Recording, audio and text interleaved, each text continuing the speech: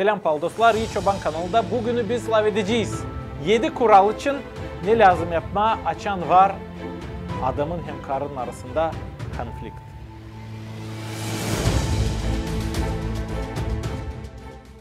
Nice durgutma bu tartışmayı? 7 kural. İlk, saygı gösterin birbirinize. Laf ederek de birbirinizle konflikt arasında saygı gösterirsin. Saygı varsa birbirinize bu konflikt tez yok olacak. İkinci kural, ne de olsa söylemeyin hani siz ayrılacaksınız. Ne de olsa korkutmayın bu işle. Şaka olarak da söylemeyin bu lafı. Zira bu pek acıdır. Hem akılsında çok vakıda kalacak adamın ya da karının. Üçüncü kural, eski yanlışlıkları söylemeyin. Hem getirmeyin aklınıza. Eski de olduysa bir iş. Affedin artık, unutun artık. Yeni situasyada eski olayları aklınıza getirmeyin.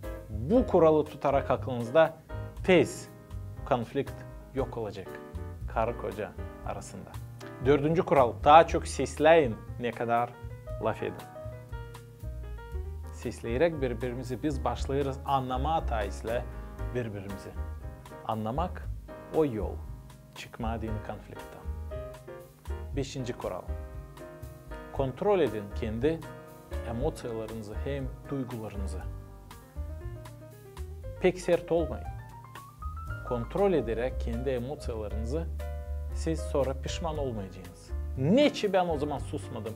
Niçin ben o zaman tutmadım kendimi yerlerimde? Altıncı kural. Savaşmayın yenilmeye işinize. Siz bir ekipte, bir komandadaysınız. Siz değilsiniz karşı birbirinize. Lazım oynama bile, dil karşı. Hem bitki 7. kural. Bağırmayın birbirinize, hem sövmeyin birbirinize. Zira sonra zor bu işleri fikirden çıkarma. Pal dostlar, tutarsanız aklınızda bu 7 kuralı pek kolay olacak. Aile konfliktlerini yok etmeye. Hem tabi bir sekret söyleyeceğim, benim yaşamda. Açan benim hem yeşin arasında olayır zorluklar, anlamsızlıklar. Ben savaşırım aklımda tutma bu 7 kuralı. Hem tabi şey biz yaparız. Biz alırız Allah'ın lafını Bibli'yi. Okuyarız ondan. Dua ederiz bile. Pişman olayırız. Allah affetsin bizi. İsteyiriz Allah yenilesin bizim sevgimizi. Da o zaman İsus Hristos yapar şaşılacak işler. Kalktığının duadan, kalktığının dizlerimizden biz yeni duyguyla, yeni kuvvetle severiz birbirimizi. Siz beğendiyseniz bu videoyu koyun like, yapın repost, yazın komentarı. Ne için?